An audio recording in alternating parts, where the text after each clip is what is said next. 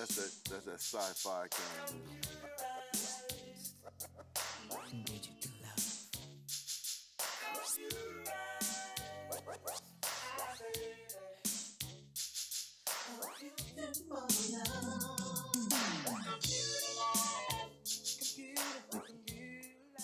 Welcome to Talk What You Know, Hard Talk Edition. This is Pastor Don Laura Jones here live in the New Orleans Talk Network studios. We're looking at today the AI gold rush. The AI gold rush, which is so key. Every generation is promised a revolution. It happened with railroads, the oil industry, the electrical industry, automobiles, planes, trains, and the internet. The internet is now offering artificial intelligence. That's right.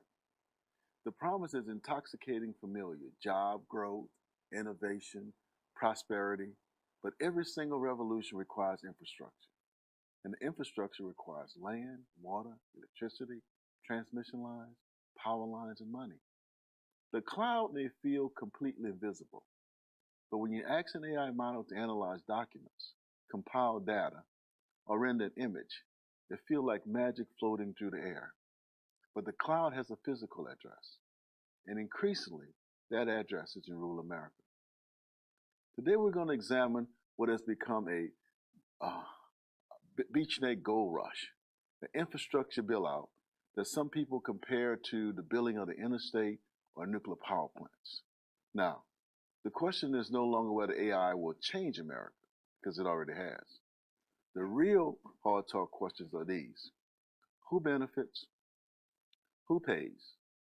And when the Boomtown is over, who's left holding the bill? Today's subject, the AI gold rush. And we're going to look at this invisible industrial complex that few people know exists. But everyday Americans are asking questions about artificial intelligence, and we use it every day. Students use it, business people use it, teachers use it, doctors, lawyers, engineers. And it makes us feel good to be able to tap into all of these sources. But what about the data centers that are required? What about the huge, massive industrial factories operating 24 hours a day? And their size, man, they have exploded. So we're going to look at today the baseline mechanics. Currently, 90% of all existing data centers are relatively modest, consuming less than 50 megawatts of power. But advanced AI models require massive server architecture that runs incredibly hot, require immense power to compute, and millions of gallons of water to cool down. That's the dilemma.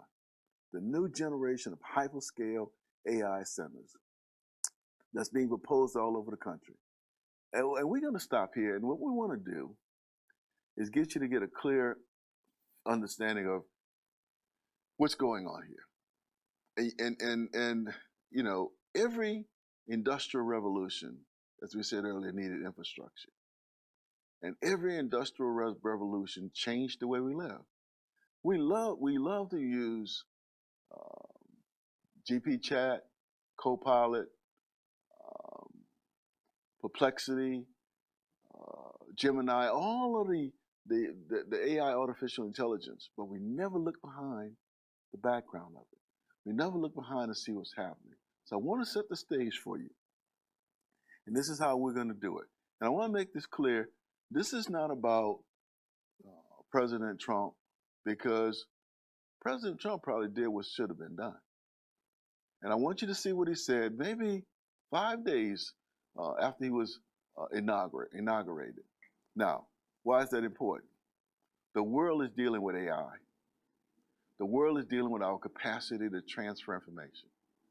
Now, the question is the United States going to be a model, or is the United States going to follow what everybody else is doing? I want you to hear, Mike, play that first video. We're going to do two things as we set this stage. I want you to see what President Trump did, which I probably would have done too. And I want you to see the impact of it about a year and a half later. Because when these things go to the high scale that they're going to impact somebody. Mike, let's play that tape with President Trump signing the executive order. And remember what this executive order does. is that it almost make AI companies immune from regulatory uh, agencies. So important. Mike, play that first video, please.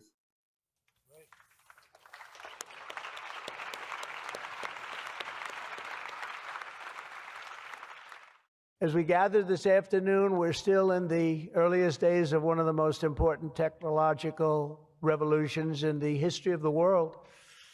Around the globe, everyone is talking about artificial intelligence. I find that too. Artificial, I can't stand it. I don't even like the name. You know, I don't like anything that's artificial. So could we straighten that out, please? We should change the name because it's not artificial. It's genius. It's pure genius.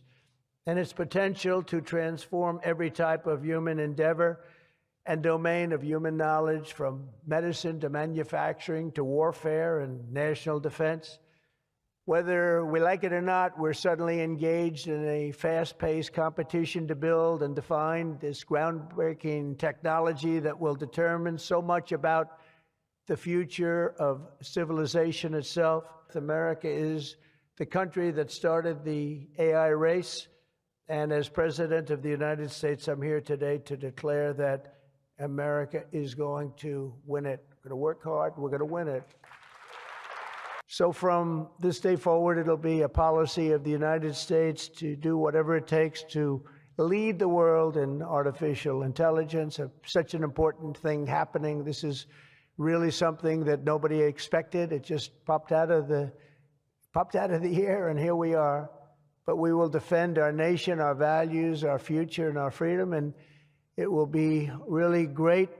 But what we really need to be successful is a very simple phrase called common sense, and that begins with a common sense application of artificial and intellectual property rules. It's so important. We need one common sense federal standard that supersedes all states, supersedes everybody, so you don't end up in litigation with 43 states at one time. You got to go litigation-free. It's the only way. And we also have to watch Europe, Asia, and all foreign countries so that they don't make rules and regulations that likewise make it impossible for you to do business. For that reason, America must once again be a country where innovators are rewarded with a green light, not strangled with red tape so they can't move, so they can't breathe, and that's not going to happen. You're going to see things that you've never seen in this country before. Now what's key to that is not creating an environment that's conducive for AI to develop. What has changed, two things, is the size of the facility. That's what's changed. And the second thing that's changed, the last time I looked at it, Republicans were for states' rights. Everything I've ever studied in school, everything I've learned since then, Republicans stand for states' rights. So here's the President of the United States saying that, hey, we don't want 48 different states governing AI. We don't even want companies in the world governing AI. So what happens when you release that kind of capacity, something happens. And it's not that it's just drop out of the sky, because this has been around for a long time. It's not President Trump didn't start it. It's been around for a long time, but it was moderated. Now, the largest facilities under construction spoil over 2,000 acres, and that's huge. That's just imagine 2,000 acres. That's what they're consuming now, 2,000 acres, and that's a tremendous impact. And so so it's not that it just dropped out of the sky, as President Trump said. No, it's the size of these data processing centers that makes the difference, and that's what we're going to look at today, and its impact, because it's having an impact on you, me, and everybody else. And the question for you and I is that these large tech running centers, the data that's required to run them, these technological giants like Meta, Google, Amazon, all of them, XAI, all of them are locked in this global race. And it's a global race for speed to power. Races where being first to market matters more than anything else. But if these massive white boxes are pushed into the countryside, local communities are waking up to a harsh reality. Now let's pause there. I showed you states' rights no longer count. Size has determined everything, and this been a tremendous impact.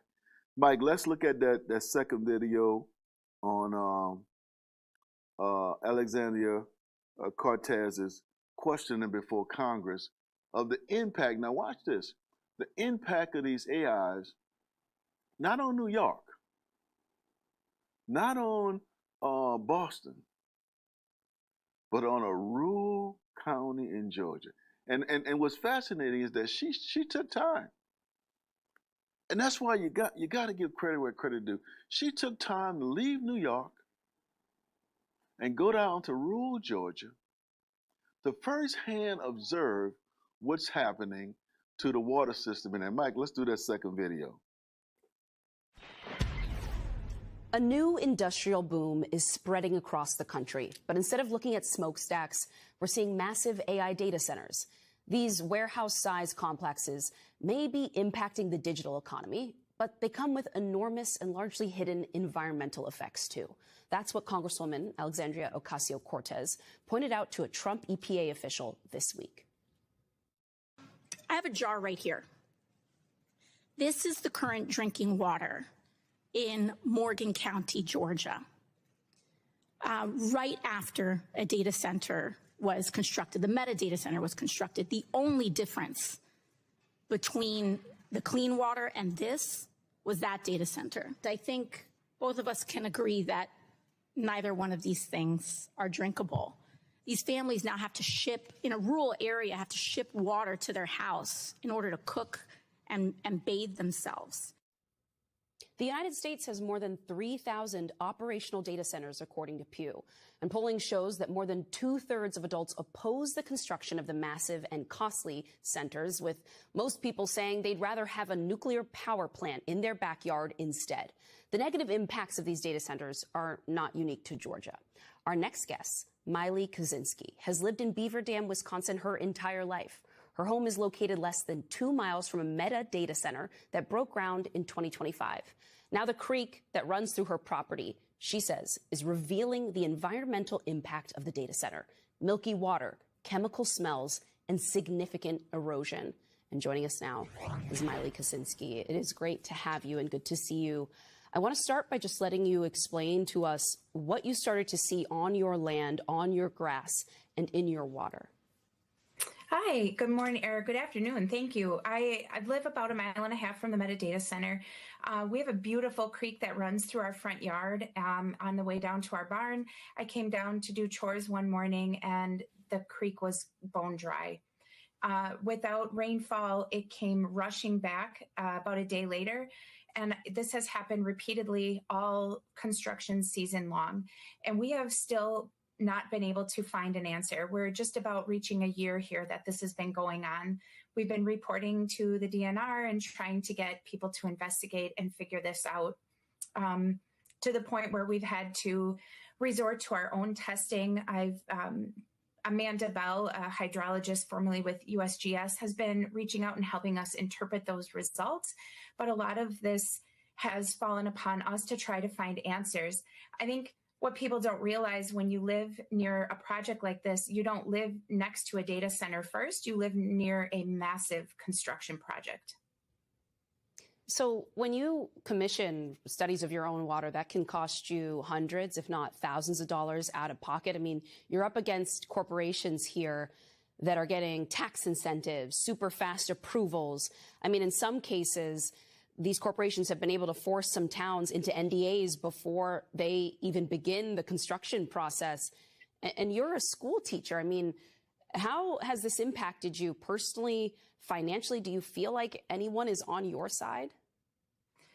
I feel trapped and I feel really scared. The hard thing is that this data center was put into the township that I live in, but it was annexed into the municipality of Beaver Dam. I'm not represented by the city. and the township doesn't have jurisdiction over the project.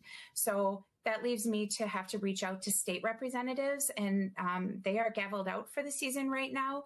And we are forced to try to look into this. And like you said, this is $1 trillion corporation, and I don't think anybody's going to make it easy for evidence to point back at them. And just getting answers from the DNR has been really difficult. It's a pretty fragmented system. And no matter how dedicated the staff is, there's hundreds of permits on these projects. There just doesn't seem to be enough funding and staff to make sure permits are being followed. And those water testing that we have been commissioning on our own, we have both private well water and creek water. It's about $500 a test. And then trying to navigate what those test results mean and are showing. And we cannot drink our water. I'm so sorry. I mean, for you to be spending, you're out hundreds of dollars on these tests. Meta, a mega corporation, and then to not have a single agency or office that you can call and hold accountable for all of this. It must be incredibly stressful and confusing as it all unfolds.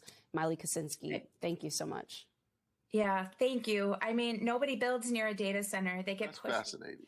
I am That's aware. a everyday. You're aware. And what are some of the things that you're seeing and It's not only happening hearing? in Macon County, So Georgia. one of, I think, the Beaver biggest Dam, concerns Wisconsin. So you see it's is happening related all to water over the country. availability, And it which has a is why tremendous we impact. recently So what she said, relaunched she the Water walks out one Reuse day, Action Plan 2.0 to focus on ensuring and the water that stream is dry. whether it's data centers or Anything So you about go water from quality, though? not being able to drink the water I'm not aware to the of water that. stream being dry. Are there any Who's complaints? accountable? She said she Are didn't you know who to observing talk any to.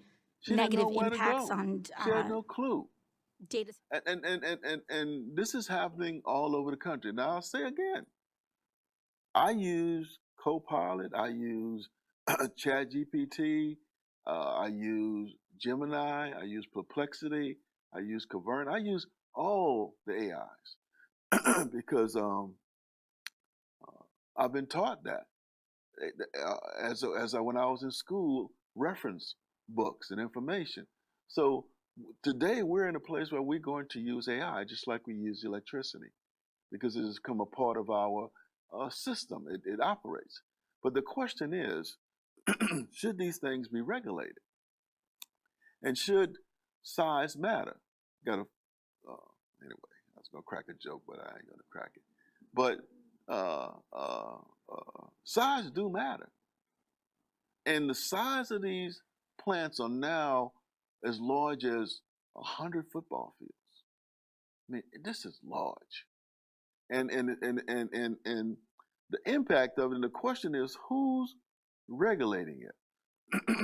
Now, and I want you to see this is happening all over the country. And I exclusively picked these interviews. Mike, let's go to the Ohio resident if you don't have the other one geared up right now. Let's go to the Ohio resident. Video 3. All right. We wanted to raise our kids in the country, a nice quiet setting, and that's all kind of being taken away from us now. For Ohio resident Brianne Kidd, the construction of Meta's 800-acre Bowling Green data center across from her country home could upend the lifestyle she spent years building for her family. What it's taken away is our beautiful sunrise I saw every single morning. Now we see buildings and cranes, and that's the reason why we moved here, things like that. To live in God's country and not Meta's country. Kidd, who runs a daycare for toddlers in her home, is also on edge due to construction of a large natural gas power plant meant to serve Meta's data center. I feel like I'm living next to a threat, and my family and my daycare families, their safety is my #1 priority, and I feel like right now I can't guarantee that. And that's what makes me most upset. The plant is one of dozens of large off-grid power projects being approved rapidly and often under a cover of secrecy across the United States. That's according to a Reuters review of regulatory filings and interviews. These plants, built to serve a single data center within the tech industry, are moving ahead fast, sometimes in just weeks or months. That means they're getting the green light without the years of permitting, environmental studies, and public hearings typically required.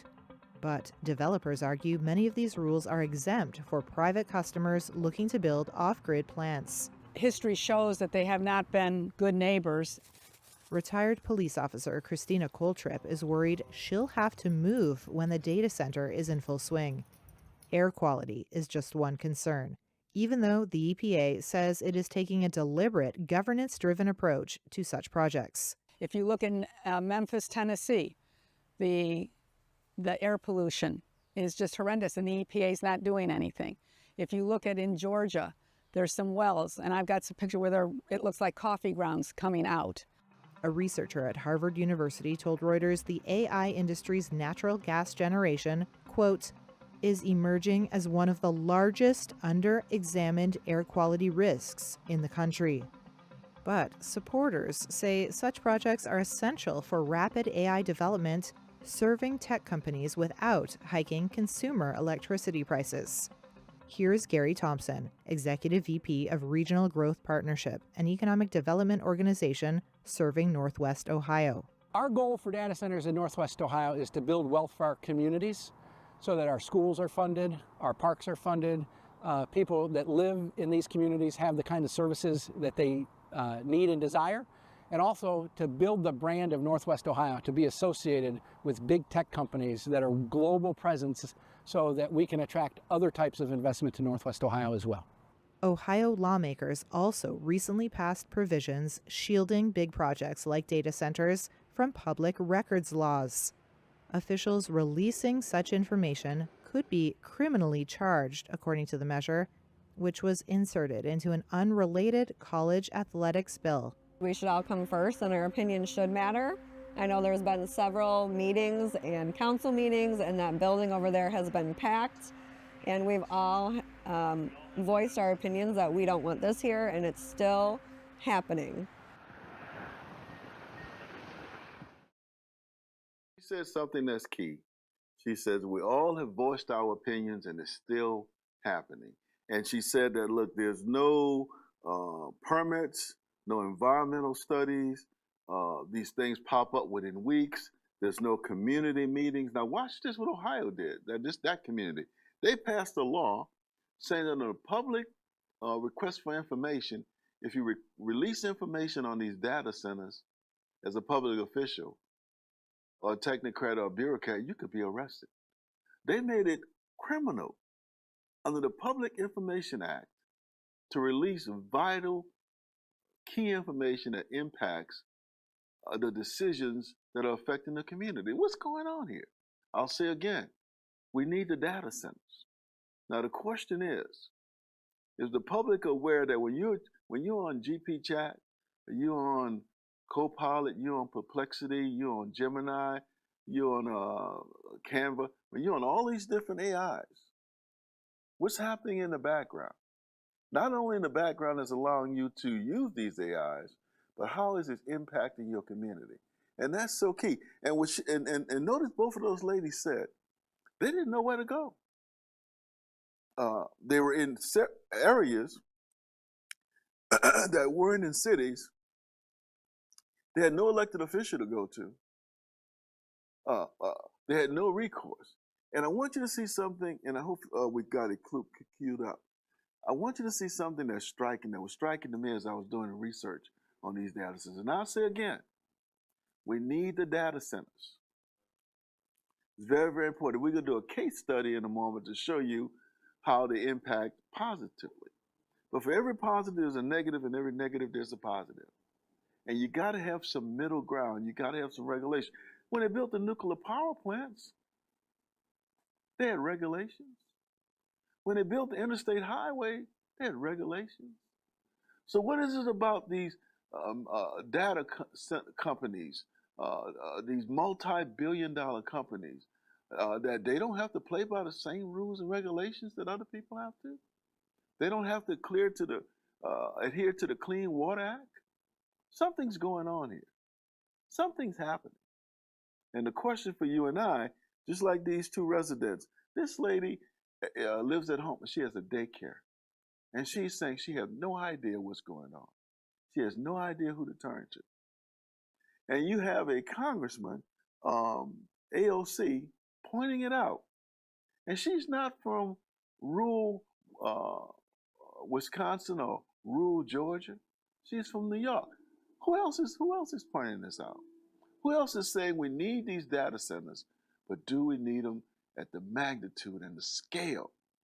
And is this race to be first to market with the hugest data center as important as providing data centers and protecting the quality of the life that people who are surrounded? Mike, let's cue up that one if we got it on AOC, but she's asking the director. She's asking the director of the EPA, are you aware of what's going on in Georgia with this water? Have you gotten any complaints? Now, I got to give the director credit. She says, look, I haven't heard any of this. I don't even know if they adhere to the Clean Water Act, but I'll go back and I'll examine it. Watch this right quick. Our construction on water quality for Americans? I don't think anything like that's been raised to my attention. Okay. I would like to do so. A few weeks ago, while Congress was in recess, I visited Morgan County, Georgia, where Meta is building a massive data center campus. They are clear-cutting forests and began heavy construction, including explosive blasting. And families in the area are starting to see not only their water pressure decrease, to your point about water availability, but their appliances are have all stopped working because it is decimating their water quality. They now rely on bottled water to drink and prepare meals, and nearby residents' water bills are expected to increase by 33%. In fact, I have a jar right here.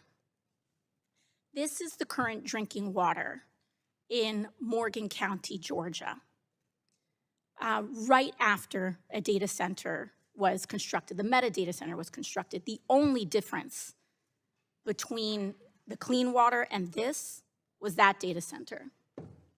I have another one as well. So this wasn't just one well. These wasn't just one family's situation. This is what the drinking water now looks like next to that data center. And I think both of us can agree that neither one of these things are drinkable. These families now have to ship, in a rural area, have to ship water to their house in order to cook and bathe themselves. So the water is contaminated because these data centers pulled most of it from the wells. And they're pulling now the silt, the stuff that's at the bottom, for residents. And that's why their water is turning brown. It's the stuff at the bottom that you don't typically get in the water. And this is how it's coming through. The other major contributing factor is that they built this data center, large scale, very rapidly, very fast, clear cut all these trees, and it just left runoff to get into the water table and the drinking supply. And that is one of the main reasons this water is so bad right now. And the only way to stop this is to stop these data centers from clear cutting, building rapidly, and so massively and expansively. So now residents are being forced to ration water, to buy bottled water to drink and bathe in. That's not normal. This should not be happening in the United States of America.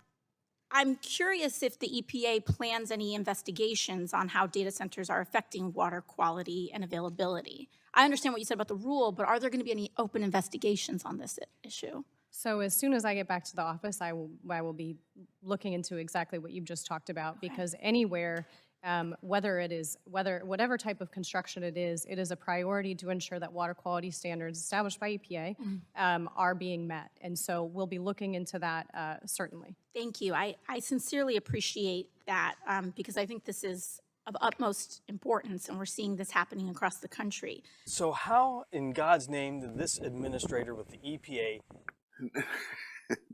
Now you can get a sense and a feeling for what those mothers and owners of small daycare centers and owners of a small farm feel. If the director of the EPA isn't aware of what's going on, the director of the EPA. Now, let me pause and say there, you have to give her credit. Because she didn't stonewall. She didn't make believe. She said, I didn't know. And when a person said they don't know and I'm going to go back and research it, you got to give them credit. I was taught in kindergarten, high school, college, graduate school, if you don't know something, just admit it. And to give me an opportunity to go research it. So you have to get an EPA director a tremendous amount of credit because she said, I'm going to go back and look at this. I'm going to go back and look at the impact. But if the EPA don't know what's going on, and local government don't know what's going on, and you heard the lady say, hey, these things come up in weeks, not months. She said they have no permits, no environmental studies, no community meetings, don't have access to public records requests. So the question is, what's going on? What's causing this cloak and data approach to this infrastructure that's needed, that's required, but why do we have this cloak and dagger component of it? And more importantly this, why are local municipalities and governments being required to sign non-disclosure agreements? A non-disclosure agreement is what it is. You can't disclose what's going on without having legal consequences. So why this cloak and dagger? What's really going on here? Are they aware of things that are impacting the community that they don't want you to know? The deals that are being cut that they don't want you to know? And you're going to cut deals to bring this kind of development to your community. But there's nothing wrong with cutting deals that improve the quality of life for the people in the community. Now, when we come back off of this short break, I'm going to take you home. I'm going to take you to the largest data center being built in the United States today. And we're going to do a case study where you're going to see both the positive aspects with a data center. Because we've shown you what has happened since President Trump issued that executive order. But I want you to see a case study where Meta is building the largest data center in the United States. And you know where it's at? Right in the good old free country of Louisiana, where almost anything goes. We'll be right back after this short break.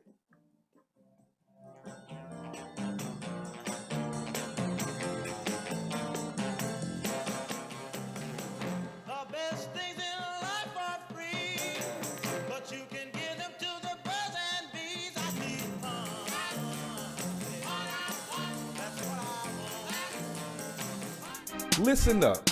Your customers, our listeners, could be hearing about your business right now. Yeah, right now. Don't miss out on the opportunity to advertise with NewOrleansTalkNetwork.com. Call our business department today at 504-475-4793 to hear about our great rates. NewOrleansTalkNetwork.com.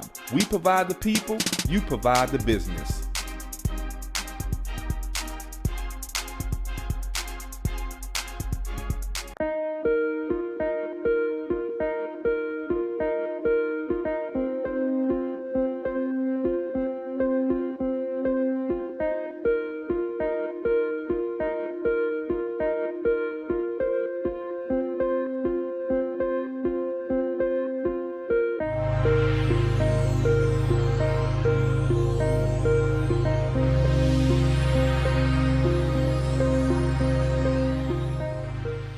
During times of family stress, if you need a church to hold your funeral services or a hall to hold your repast, you can contact us at Bethesda Community Event Center at 504-348-0132. We can accommodate all your repast and funeral needs, from a preacher to perform the services, to an organist that plays the music, the ability to stream it live for those who can't make it, and more.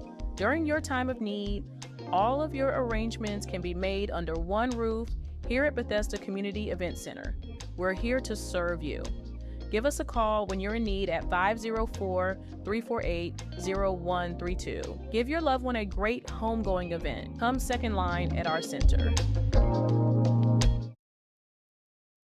it's your girl, Dejana Nee. And it's your girl, Nostalgia K. And New Orleans Talk Network is bringing you something brand new. We are Bridging the Gap. This is a place of hope, healing, and transformation. And our podcast stands on Isaiah 58. We are rebuilding what has been broken and restoring strong foundations, one conversation at a time. Visit us at NewOrleansTalkNetwork.com. And you can see clips of us on our Instagram at _the Bridging the Gap podcast. Sign up there. You never know, you might be our next guest. Because we need help bridging the gap. Okay, don't let us do this thing alone. Mwah.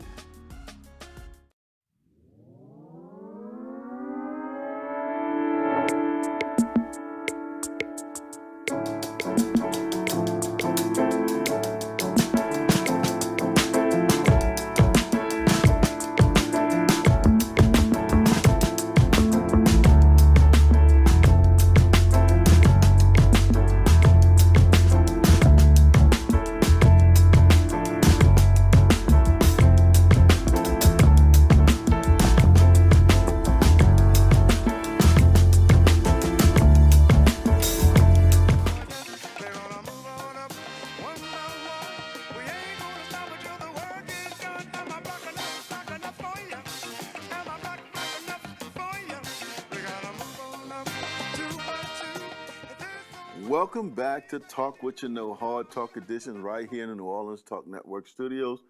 We're talking about the AI gold rush. Who pays for the AI revolution? And we're live here in New Orleans Talk Network studios in the free country of Louisiana. And we're going to take it to a case study here in Louisiana. And we've been looking at AI and its impact, not so much AI, because we all use the AIs, like Jensen Hung of Nineveh Corporation. I saw him on TV about 3 years ago. I got to credit him and my nephew because between those two individuals, they got me caught in the AI technology. And I'll tell you why it's important. I love to do research. I love to do analysis. And I would know I was doing it the old-fashioned way. And then I saw Jensen on TV and he was saying, hey, AI could be a valuable tool if used the correct way.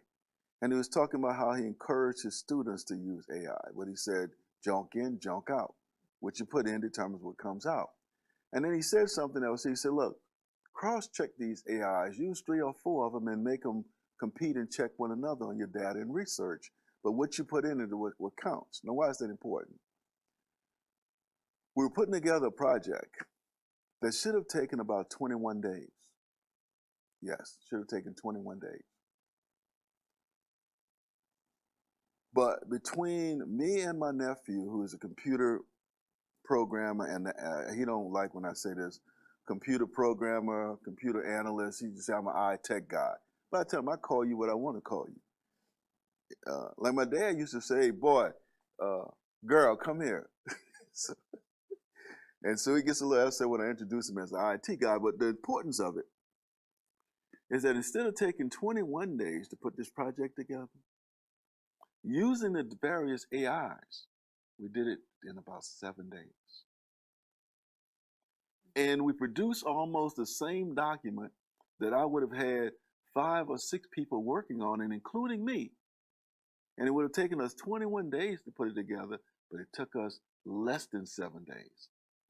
That's why I want you to realize that this AI has changed the way we're going to do business, the way we're going to live, the way we're going to function. And there's nothing wrong with that. It's just like the automobile replaced the locomotive, the airplane replaced the automobile, handwriting was replaced by the printing press. You're going to have these revolutions. You're going to have these things that happen. Now the question is government going to step in and say, yes, we're going to be friendly to this development, but we're also going to have some rules and regulations that protect people's water, that protects the environment, that protects the integrity of our communities, where we can still see the sunrise and the sunset. So I want to take a case right here in the free country of Louisiana where almost anything goes.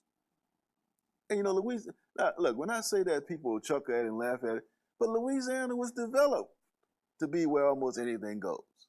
If you go back and look at the history of Louisiana, they took this swamp and they turned it into a paradise where anything goes. So there's nothing wrong with that. You just got to know your history. So we're going to take this case study of Louisiana and to understand the friction that's going on in this digital gold rush. To understand it, we're going to begin in a place called Richland Parish, Louisiana. It's a large rural farming community in northwest Louisiana with a population of roughly 20,000. Today, it's the home of AI's largest infrastructure plant. Meta is building it. It's a massive data complex in Holy Ridge. The site is a staggering 5 to 6 miles long, Kenzie, and a mile wide. To feed Meta's ambitions, Entergy Corporation is racing to build these methane gas power plants, producing 2 gigawatts of electricity. And they're doing it quickly, and they're doing it so fast. And Entergy is constructing, and Entergy is doing. Now, you got to, hold on a minute, Kenzie. You got to realize Entergy is the largest producer of energy in the state of Louisiana. It controls the electrical grids. And so what Meta is doing with Entergy, it's building a data center that has the output of equivalent of delivering over power to over 1 million homes. Think about that. This data center that Meta is building in Holy Ridge can actually provide power to over 1 million homes. Now, local officials point to the immediate windfall. The parish tax assessor, Emily Brown, notes that after facing generous tax incentives, Meta is expected to pay Richmond $30 million in property taxes this year. Now, let's put that in perspective. The entire property tax collection last year was about $22 million. Local restaurants like Big John's Steakhouse and Seafood Buffet in Rayville reported a 30% spike in sales from construction crews. Now, remember that, construction crews. But beneath the surface of the Boomtown, the massive, rapid influx of capital has brought severe community pain. Richmond Parish residents are now seeing local rental prices shoot up from $600 a month to an astronomical $2,500 a month. Completely unaffordable for people who are already there. Senior citizens know that simple country driving has become completely replaced by heavy construction congestion. Worse yet is the underlying deals and how they are made, Kenzie. And I want you to know how to pay attention how this deal was made. Meta comes in and says, we need to build this huge, huge plant. How do we do it? How do we do what the lady was complaining about in Ohio? How do we bypass permits? How do we bypass environmental studies? How do we bypass community meetings? Well, we hire the largest producer of energy that has access to the Public Service Commission to go and lobby. Don't get me wrong, I understand lobbying. I've lobbied people. People have lobbied me. There's nothing wrong with it. I'm just explaining you the process and the protocol. You need to understand it. They go in and they hire Entergy, who has inroads into the Public Service Commission. Now watch this, Kenley. We can move now to completely bypass normal regulatory procedures and fast-track the approval of these giant plants. Now, tech corporations, Entergy had to sign, it's reported that Entergy had to sign an NDA.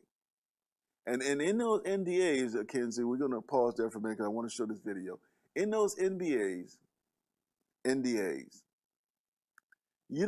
don't agree that they're going to keep the energy rates the same. They don't disclose the water usage. They do not let the public know what the deal is between Entergy and Meta. Now, you're using public resources, you're using public infrastructure, you're creating infrastructure. The public should have an idea, and the public should know what's in those NDAs. So local watchdog groups like the Alliance for Affordable Energy has filed motions to force Meta to release these contracts and these NDAs. And you know what has happened? Nothing. Now I want you to see this report. Mike, let's run that report on this center that's happening in Rayville, Louisiana, the Holly Ridge area. That's 6 miles long. Watch this. It's 6 miles long and a mile wide. Can you imagine that? 6 miles long and a mile wide, with wholly no regulations between President Trump's executive order, bypassing local government, going to the Public Service Commission, allegedly getting a lot of these things waived. Who's protecting you? We need the data centers. I want to emphasize that. But the question is, who's protecting your drinking water? Who's protecting the environment? Who's making sure that you're going to be able to travel down these public roads? You're going to see this grandmother says she can't even travel anymore. Mike, let's run that video right quick. Let him explain. Billions of dollars are moving through a tiny town in Louisiana. Meta, the parent company of Facebook and Instagram, is building what some predict will be the biggest data center in the world. Tom Trong traveled to Richland Parish, where he found a community experiencing rapid growth and the pains that come with that. Many people born and raised in Richland Parish are used to a slower pace of life. I'm not for change. I don't change my furniture around or nothing. I stay just like it is. We've been a simple farming community. It's a great place to raise your kids. It's quiet. You won't find much quiet in certain parts of the parish anymore. Entergy Louisiana is now speeding toward a deadline. The power plant will be online at the end of 2028. Troy Heitens is Entergy Louisiana's Vice President of Hyperscale Execution. That title requires him to oversee massive jobs. Heitens says this one dwarfs any he's ever seen. This is the biggest customer project that Entergy Louisiana has ever undertaken. The only thing that is a similar scale that we've done in the past is building brand new nuclear power plants. All of this is to support what's happening just down the road on Highway 183, where Meta, the parent company of Instagram and Facebook, says it's building a $27 billion data center to advance its ambitions in artificial intelligence. This site that we're on in Richland Parish is about 5 or 6 miles long and a mile wide, including both the Entergy facilities as well as the data center that's just south of us. Meta would not give us access to its construction zone, but to get a sense of Louisiana's role in creating what's predicted to be one of the largest data centers in the world, Entergy took us to its project in Holly Ridge, where it's racing to construct 2 massive gas-fired power plants. The new data center customer needs a large amount of power to power their AI data center south of here. Just as important as how much power that they're using is their need for speed. When Meta first approached Entergy Louisiana, speed was a major consideration. The pace and manner in which Entergy and Meta are moving causes concern for some. We'll get to that in a bit. But for now, let's focus on just how quickly both companies are transforming this rural community. Entergy's construction in Holly Ridge started just a few months ago. 4 months ago, this was a dirt pile with some access roads. That's all that was here. Behind me is the skeleton of what will be the largest transmission substation Entergy Louisiana has ever constructed. When it comes online, which is expected at the end of this year, its output will be the equivalent of delivering power to more than 1 million homes. In all, Entergy says it'll build 10 new power plants, 6 in Richland Parish, 3 in Point Capee Parish, and 1 in St. Charles Parish, and says Meta will cover that construction cost, not ratepayers. And because the energy from the new power plants is supposed to feed Louisiana's overall grid, Heitens claims Entergy Louisiana customers will save money over the span of the 20-year agreement between Meta and Entergy. I think the biggest thing about the project here in Richland Parish is Entergy Louisiana's customers are going to see substantial benefits in their bills from the Meta investments here in Richland Parish. What I mean by that is over $2.5 billion of costs that would otherwise be borne by Entergy Louisiana's other customers will be funded by Meta as part of their agreement for this data center. State leaders boast the project will bring other major benefits, including $2.5 billion in state property taxes, $200 million to improve local road and water infrastructure, and over 6,500 new construction jobs in Richland Parish. Those big numbers are easier to digest at places like Big John's Steak and Seafood Buffet. For $12.99, you can eat all you want. This big as ever been. I'll go ahead and tell you that. It is. Jesse Johns has run the restaurant in Rayville for almost 25 years. He says before Meta came to town, they served about 200 customers a day. Now it's more like 300. Johns estimates sales are up 30%, but sometimes more money means more problems. Well, a little bit more problems, you know, it's trying to find help, but like I say, I just struggle through it, you know, we make it every day. Few locals could have predicted Richland Parish would attract something like Meta's data center. The parish tax assessor among them. I just didn't think we were going to get that. Emmett Lee Brown says after factoring in generous state tax incentives for Meta, the company is expected to pay Richland Parish $30 million in property tax this year.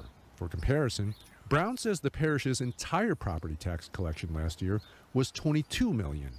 There's also a spike in sales tax generated and population. In a parish of about 20,000, Brown says there are now at least 4,000 extra people living and working here. That kind of growth can come with pains like rising rents. There's bumps and bruises, and we're feeling them. You know, a rental that might have been $600-700 a month is now $2,500 a month. So it's not affordable for the people that were here, and I hate that. It hurts my heart. When Meta come in, they moved some of the folks out and put in the trailer park. Well, they had to find a place to go, and some of them couldn't afford that, so I don't know what happened to them. 81-year-old Joyce Piercy feels the changes are coming too fast, but she did say 2 of her great-grandsons are now working at sites related to the data center. Well, it's helping the community, but it's making it rough on us old folks. How so? Trying to drive in all that traffic, I'm not used to that. I'm used to just plain old country. It's hard to deny the economic benefits, but there are questions about the environment. Now, we've tried to present both sides to you. Now, Richland Parish is not an isolated incident. Across America, similar structures are taking over all over. In Hillsburg, Ohio, massive data center rows have surrounded historic farmhouses. Local farmers are saying, hey, the land has become so expensive that they can't even maintain their current farms. Small businesses, from auto shops to local repair shops, are being priced completely out of the market.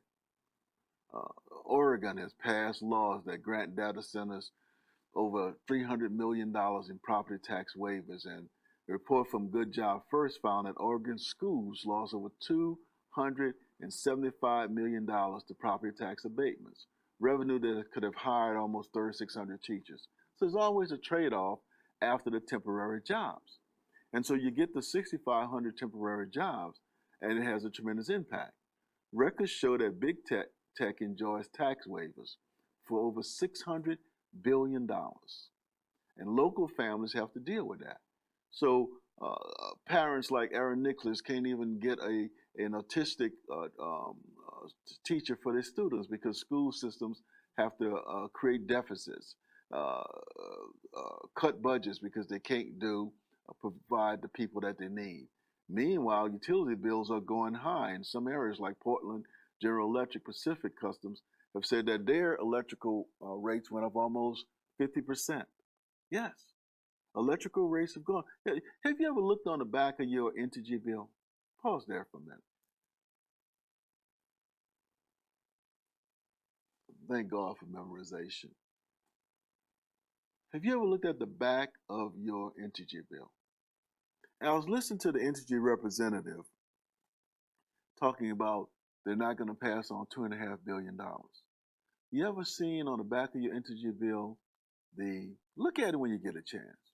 It's called a fuel rate adjustment. And it's usually just as much as the kilowatts usage they charge you. There's another item on there for capital improvements. So when the Entergy representative stands up and say, it's not going to cost the people of Louisiana anything in taxes, is that true? Does history reflect that? Go back and look at your electrical bill, if you got it, from 2000. The only thing you really had on there, the additional, was the water, the nuclear power plants. which Entergy didn't pay for, you and I paid for. Corporations don't pay for these developments. They get why do you think they went to Rayville, Louisiana? Because of the tax breaks. $600 billion. The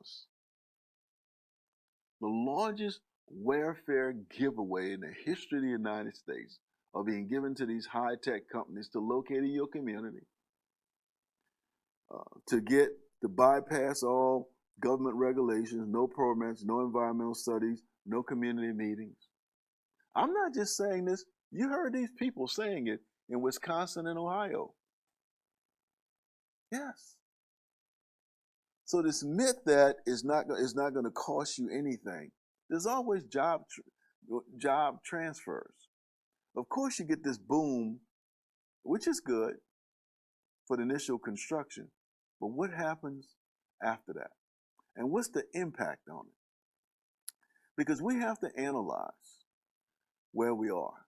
We have to ask ourselves, based on history, based on what we know, how can we form a middle ground? How can we help these huge data centers to develop? And how do we regulate them? That's the question. That's the question that faces you and faces me, because they're here.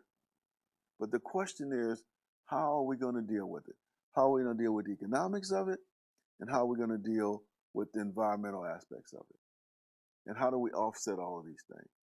And that's key. Mike, I know we short on time, but I want to show what's happening in Memphis and in Mississippi as it relates to these power centers. Play that clip number 5. I want you to see the cost of these data centers. Clip number 5.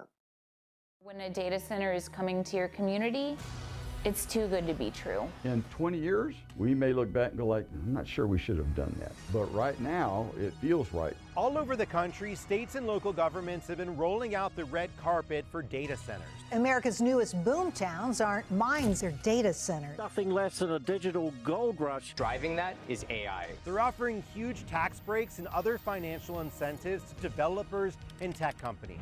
And what do communities get in exchange? Google's $40 billion announcement. Tech titans pouring billions of dollars. $27 billion. $600 billion.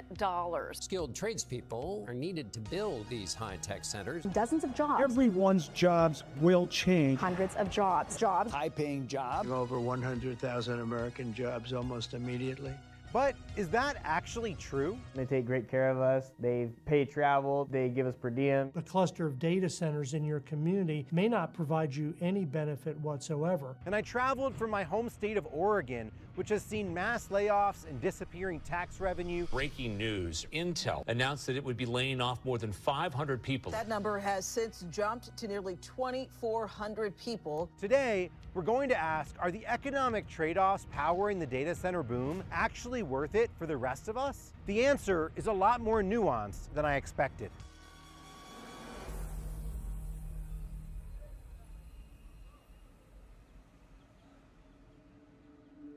I moved to Oregon 9 months ago for the peace and quiet. It's a rural state, and agriculture has a $42 billion economic footprint here, supporting more than 500,000 jobs. But farmers I spoke to tell me they're under threat. I'm in Hillsboro, Oregon, and right behind me is an 1800s farmhouse. And 5 years ago, we were surrounded by hundreds of acres of farmland. Today, it's data centers everywhere you look. These are all data centers. They call this the data center alley of Hillsboro. There was a tulip farm here. There was a big grass seed operation, an ecosystem of farming that this land supports. Aaron Nichols is a farmer in Hillsboro, Oregon, 20 miles from where I live in Portland. He was the first stop in my investigation because before digging into the jobs at data centers, I wanted to know what happens to other industries when big tech moves in.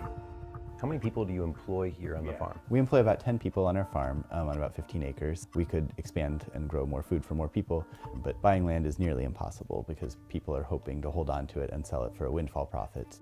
And it's not just his business. people that need an automotive shop or that are going to open an electrical firm or a small computer firm, they look at that land price and they're completely out of the market. Not only are they driving away other businesses, data centers are driving up costs too. Pacific Power and Portland General Electric customers saw a 50% increase in their electricity bills since 2020. Analysts say that data center growth is a major factor.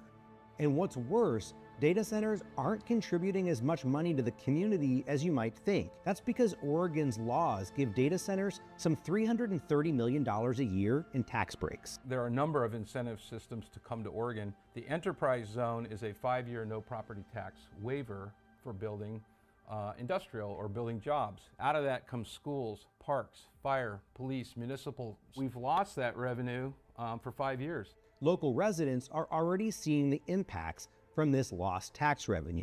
A report from Good Jobs First found Oregon schools lost $275 million to property tax abatements that could have gone to hire 3,600 teachers. If they would have paid their annual taxes, their property taxes would have been $7.22 million. So they're getting about $6.5 million $6.5 million off a year. their taxes. That's right, that they're not paying. Without tax revenue from data centers, the people who live in Hillsborough are going to end up suffering because they're not going to have the high quality schools that they deserve, and a lot of that cash is just going to flow straight through the city like a sieve. We're all paying our taxes for the schools. The data centers are not. It feels like that money is being kind of extracted from our community. We pay the infrastructure costs, we don't see tax revenue, and we see the profits being funneled out to people we'll never meet. Do you want a pen or do you use a pencil? Pen. For the Nichols family, I wanted to give you a sense of both sides of how government officials talked about all the jobs and all of the tax benefits, but you see here actually reductions in tax benefits, reductions in your ability to build schools and put infrastructure in place. So the big question for you and I, in every single boom, you have winners and you have losers. And every boom makes a difference. Now the core question for us is, who pays? If utilities spend billions of dollars to build new massive generation capacity, who guarantees repayment if the tech trends shift? If transmission line must be expanded across state boundaries, who absorbs the long-term financial risk? If groundwater supplies decline or creeks run completely dry during construction, who bears the cost to remediate the land? If wholesale electrical prices rise, who writes the check? Let the economics speak for themselves. PJM, which is Pennsylvania, New Jersey Interconnection LLC, the largest electrical, could come to that control the largest electrical market in the United States, which includes 13 states on its grid, says data center surge cost 7%, costing them almost $3 billion in recent capacity as they auctioned off the use of their facilities. Yes, the grid. So tech industry is composed of some of the wealthiest, most profitable companies in history.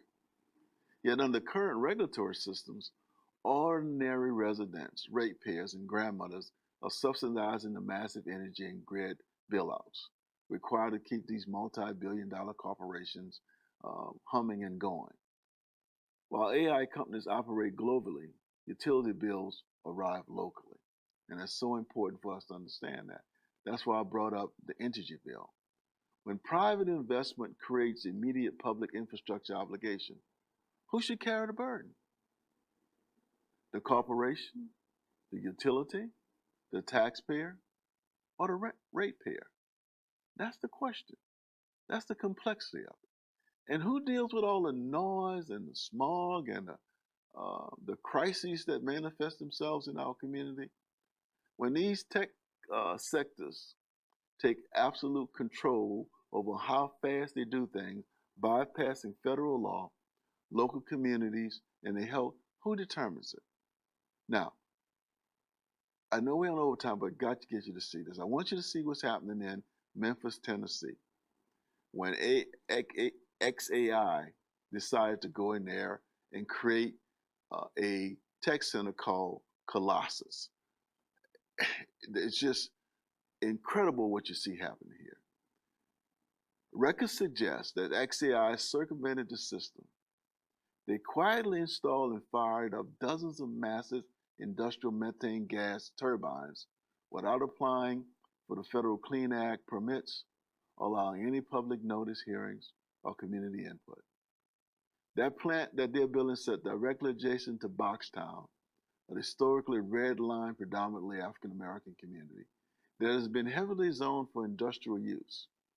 And it's so key because local residents report that facility is literally making it for people not able to breathe. They describe constant chemical smells and rotten garbage taste in their mouth. Those turbines spin consistently, emanating toxic nitrogen oxygen. They say the asthma has increased cases. Just formaldehyde is being detected in the air. And what they did, we're going to pause there, Mike, and show this last video. To verify the true impact, independent researchers at the University of Tennessee at Knoxville did an air quality study. And I want you to see what AIX did at this Colossus facility. Mike, play that last video. Elon Musk's company, XAI, built an illegal power plant in Mississippi to feed its data center, with no air permits and little protection for the people living around it. So, we're suing. My name is Laura Toms, and I'm the Director of Enforcement here at Earth Justice. I've been holding polluters accountable for 20 years, and we're not going to let XAI break the law and pollute communities for profit. That's why Earth Justice is working with SCLC to represent NAACP and fight for clean air for its members that are living beside the illegal power plant. In the town of South Haven, Mississippi, XAI is running 27 gas turbines that pump out air pollution around the clock. At max capacity, these turbines will produce 495 megawatts of power. For comparison, that's enough to power over 400,000 average American homes. South Haven only has around 23,000 homes. This unpermitted power plant is illegally polluting nearby communities. XAI is trying to use special exceptions in the law to evade pollution controls, but it can't. There are no exceptions that would allow this major source of pollution to evade the law. Gas turbines release smog-forming pollution and hazardous chemicals like formaldehyde, which has been linked to cancer. And XAI's gas plant is located just a mile away from an elementary school and even closer to nearby homes. Now, Trump is encouraging other big tech companies across the country to build their own power plants.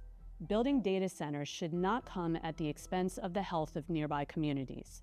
If data centers are building power plants, they must follow the law, which requires meeting basic standards for transparency, public participation, environmental protection, public health, and pollution controls.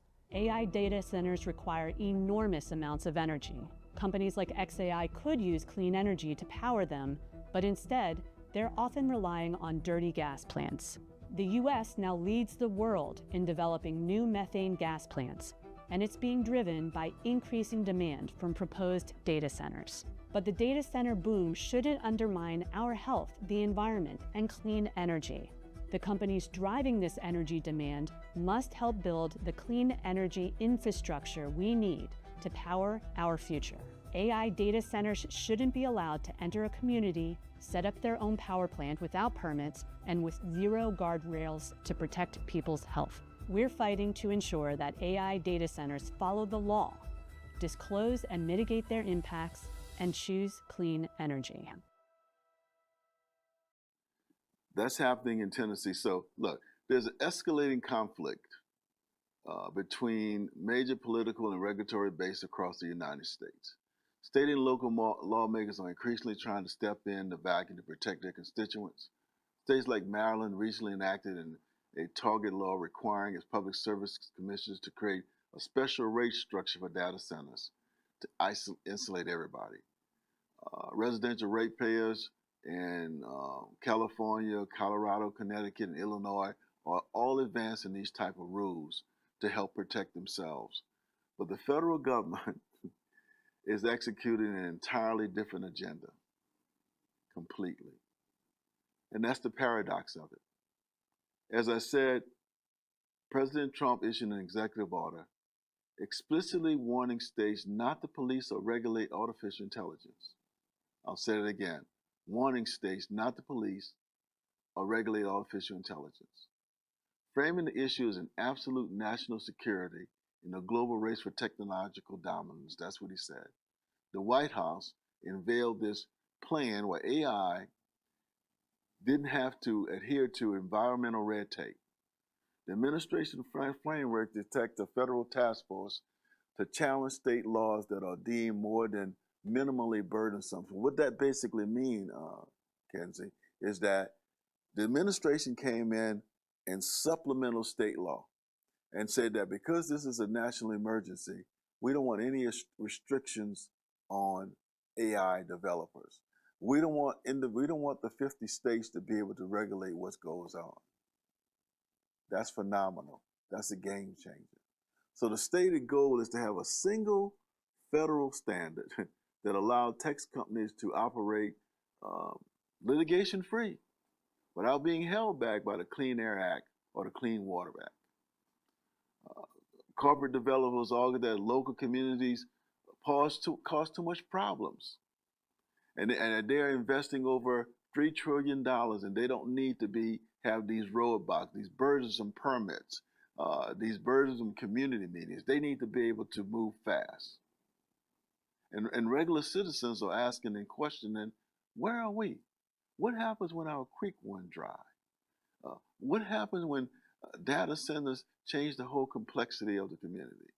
See, these massive projects are usually built in rural areas. And once they're built, those rural areas have been annexed by city governments. So you're allowing these trillion-dollar giants to completely operate. And then once it's done, on the eminent domain, you go and you bring it into your city so you can deal with the non-regulatory aspects of it. So America has seen this before. This infrastructure gold rush is no different from the railroad that created boom towns and bust towns. Yes, this internet boom town is impacting you and is impacting me.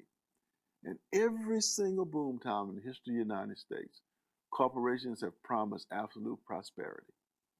Some delivered, some left ghost towns behind. You remember the move to deal with shale gas extraction? What happened? You don't hear about it anymore. And some communities are devastated. Every company rushing into this has to be held accountable. Local governments have to be able to check what's going on. There needs to be transparency. Artificial intelligence developers are making the same mistakes that other developers made. No community recognition, no acknowledgement of what's best for the community. These tech companies feel because they are in a high-stakes speed game that they don't have to play by the regular rules and regulations. But history teaches us that in the long run, it's best to work in concert with the community. Now, the real question has never been whether innovation creates wealth, because it does. The question has always been, who will own that wealth? And who's left holding the empty bag after the infrastructure boom is gone? That's the question. And that's been the question for us today as we've looked at this artificial intelligence revolution. And that's going to define the trajectory of the 21st century. These corporate investments are historic, and the long-term benefits is going to change human endeavor. But it's also going to impact us from a health perspective. It's also going to impact us from an affordability perspective. And every generation has been told that their boomtown is going to be different, that their gold rush is going to be different. But history suggests that we have to ask the hard questions. Who benefits? Who pays? Who decides? Recent polling revealed that 7 in 10 Americans would actively oppose a massive data center being constructed in their community. And a clear majority support a national moratorium on building them unless they're governed by strict environmental, labor, and safety rules. Because while these data centers are in the cloud, the real world consequences are strictly here on the ground. The AI companies can leave. The power plants can close down. The investors can move on.